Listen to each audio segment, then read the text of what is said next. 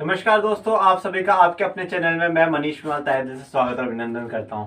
आपका अपना channel बिवाल tutors आज आप लोगों के लिए जो लेकर आया है क्लास 10 के पावर शेयरिंग का चैप्टर फर्स्ट, जो डेमोक्रेटिक पॉलिटिक्स का फर्स्ट चैप्टर वो लेकर आया बच्चों मैंने आप लोगों के लिए एक वीडियो बनाया था जिसमें मैंने 2020-2021 का जो सीबीएसई का क्लास 10 का बोर्ड एग्जामिनेशन होने जा रहा है होगा उसका पूरा कोर्स स्ट्रक्चर क्या था, पूरा सिलेबस क्या था, पेपर पैटर्न क्या था, कितने क्वेश्चंस आएंगे, कैसे आएंगे, पूरा वीडियो मैंने डिटेल में डिस्कस करा था।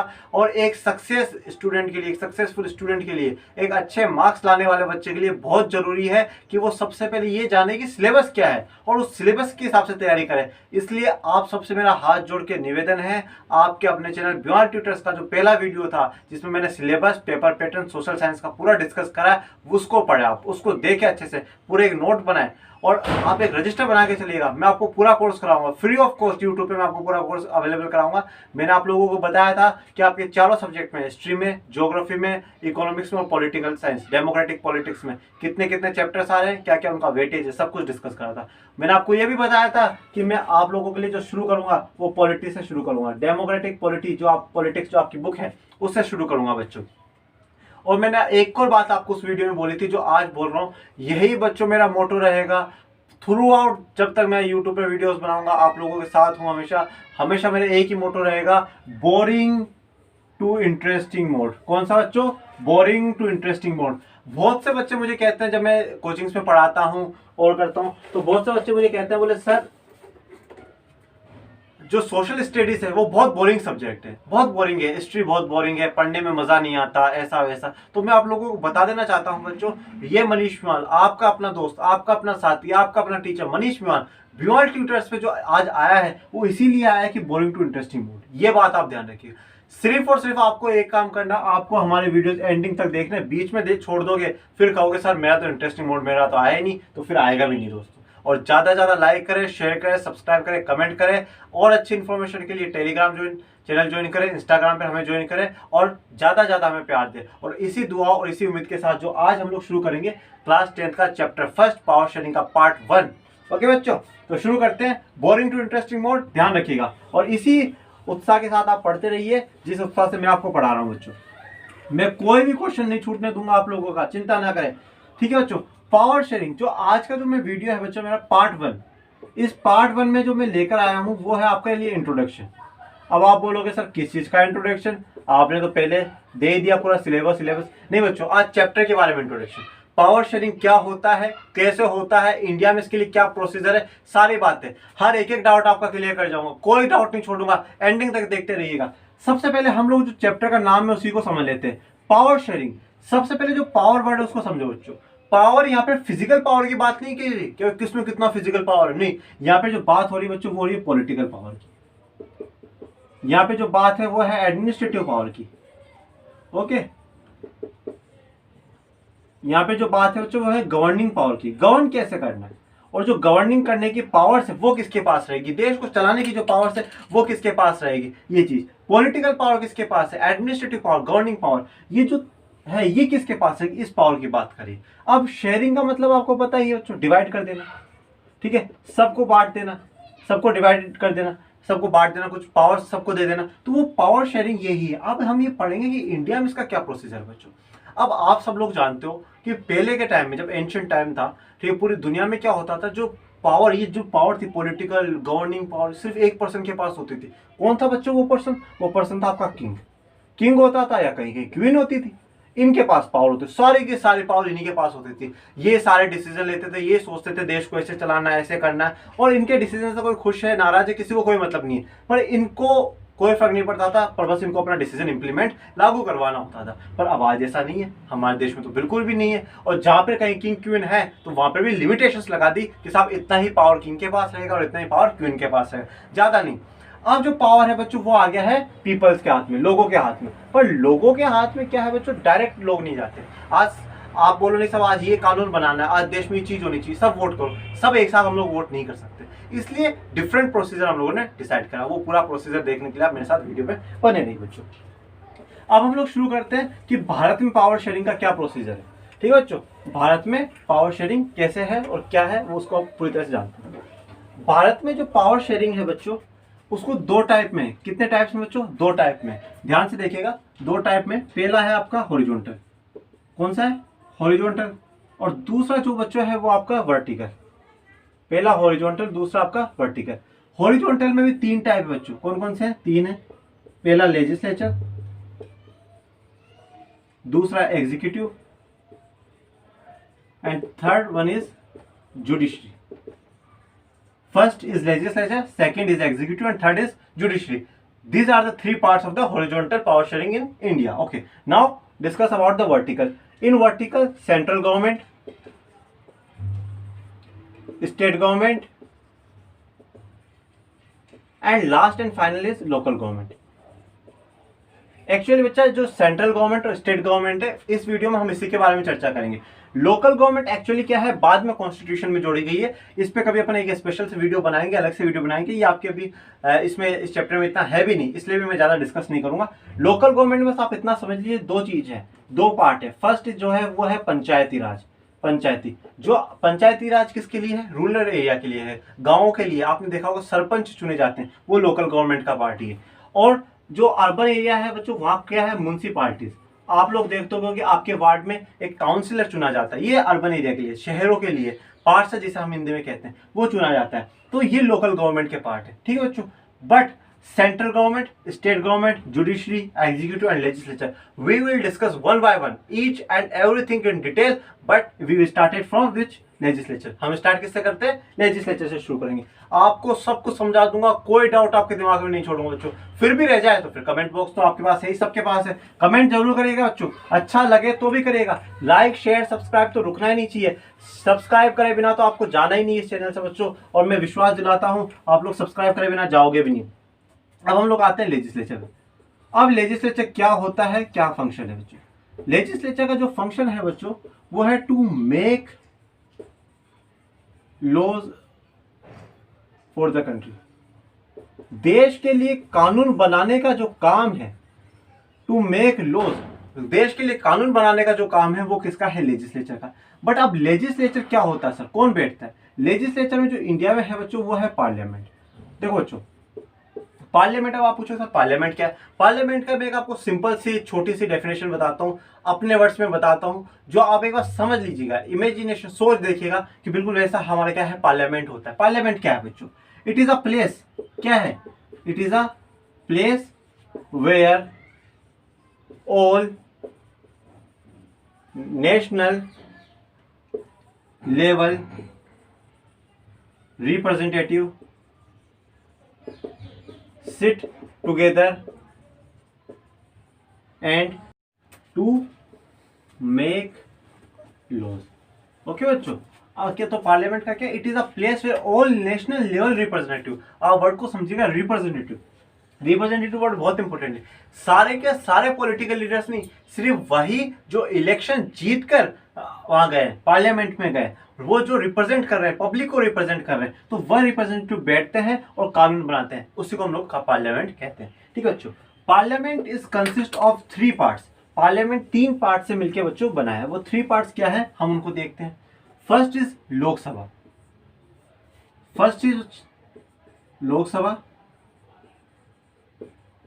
Second one Rajya Sabha, and third one is president. Okay, these three parts are consist of parliament. Okay, Lok Sabha, Rajya Sabha and president. मैं बच्चों आप लोगों को बताना चाहता हूँ, मैंने एक सीरीज और चलाई है पॉलिटी फॉर ऑल वाली। उसमें बच्चों मैं बिल्कुल बेसिक से, उसमें मैंने हर एक छोटे छोटे जो कॉन्सेप्ट्स हैं उन पर वीडियो बना रहा हूँ मैं आप लोगों के लिए। मैंने 20-25 टॉपिक डिसाइड कर उन पर मैं सब पे वीडियो बनाऊंगा, और वो वाली जो सीरीज है वो आप सबको शेयर कर सकते हो, चाहे वो बच्चा आपके स्कूल में हो, चाहे वो आपके कॉलेज में हो, और चाहे वो आपके कॉम्पिटिशन में हो, कहीं पे भी हो उनको शेयर कर सकते हो, सबके लिए।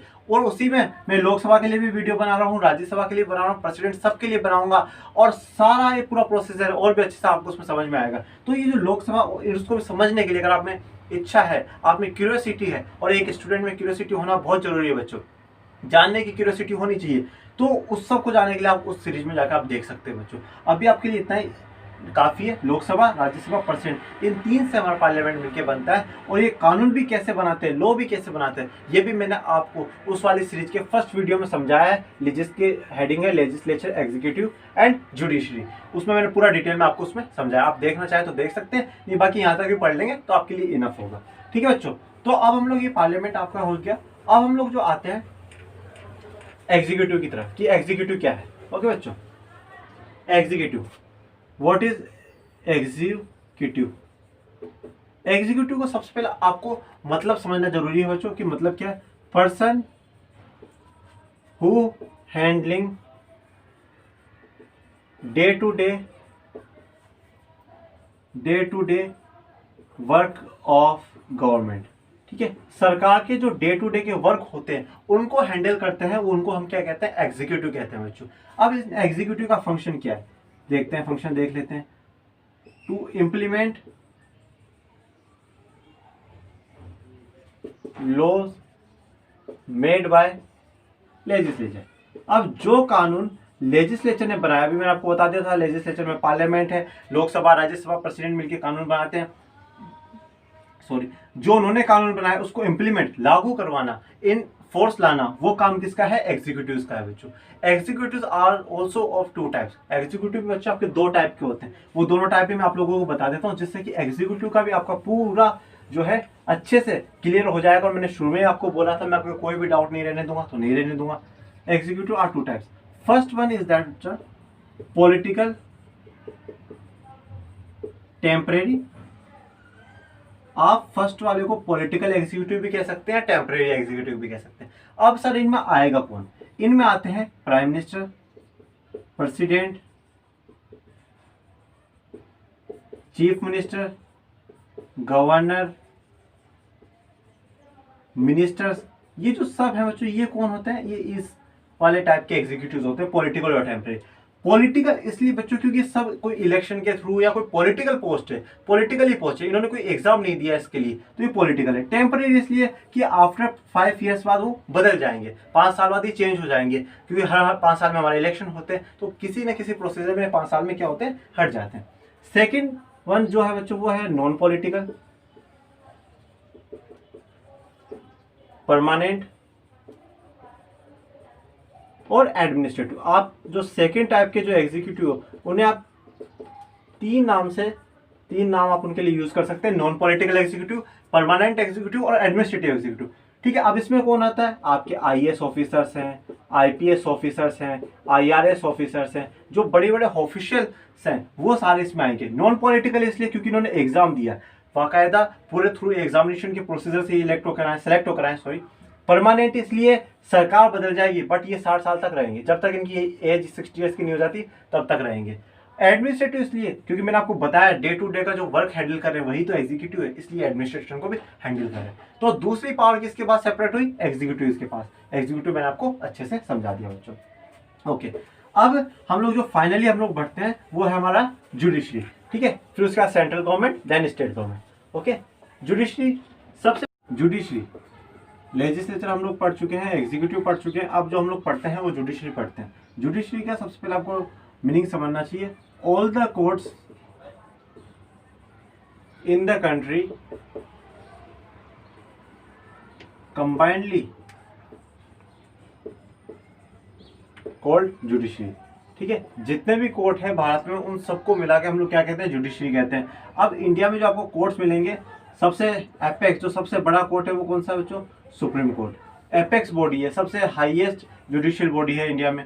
उसके बाद आपको हाई कोर्ट मिलेगा, ये आपको हर स्टेट में मिल सकता है। स्टेट की सबसे हाईएस्ट जुडिशियल बॉडी होती है, और कुछ 2 स्टेट का एक भी हो सकता है। और आपको फिर हर डिस्ट्रिक्ट में एक कोर्ट मिलेगा, जिसे हम कहते हैं डिस्ट्रिक्ट कोर्ट या सेशन कोर्ट। इन जब सभी कोर्ट्स को हम लोग एक बात करते हैं तब हम बोलते हैं ये जुडिशरी है, हमारा जुडिशियल सिस्टम है। ठीक है बच्चों, तो ये क्या है मैंने आपको बताया। अब इनका फंक्शन क्या होता है, इनका काम क्या है, जुडिशरी का काम क्या है।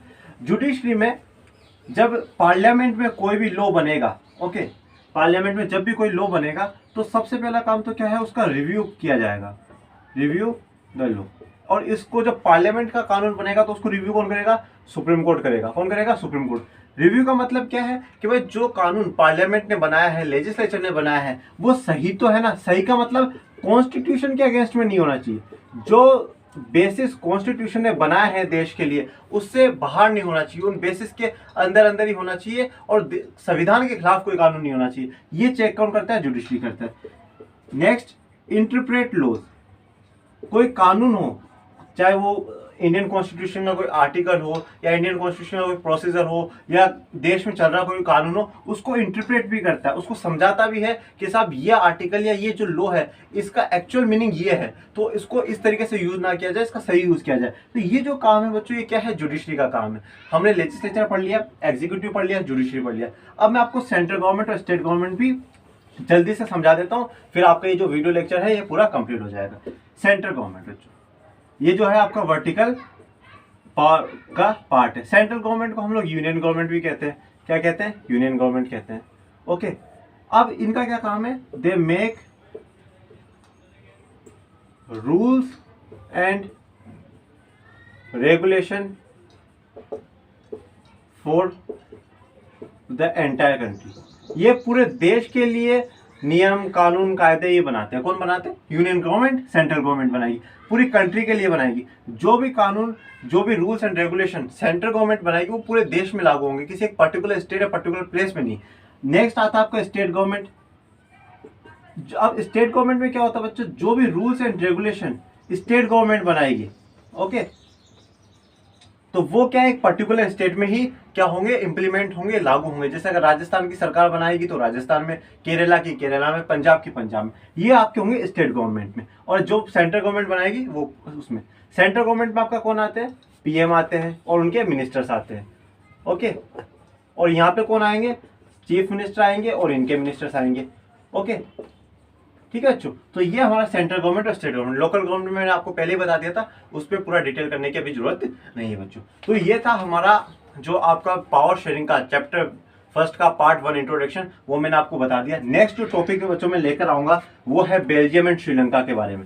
दोनों के बारे में थोड़ा थोड़ा इंट्रो जानेंगे कि दोनों में क्या प्रॉब्लम है, और फिर उसके आने वाले नेक्स्ट वीडियोस में हम जानेंगे कि दोनों अपने प्रॉब्लम्स को कैसे सोल्व आउट करते हैं। ठीक है, तो नेक्स्ट वीडियो आप लोगों के लिए रहेगा बेल्जियम एंड श्रीलंका। ज्यादा लाइक करें, शेयर करें, सब्सक्राइब करें, कमेंट करके हमें बताएं। टेलीग्राम और इंस्टा पे जुड़े। तब तक स्वस्थ रहे, अच्छे से रहे। जय हिंद, जय भारत।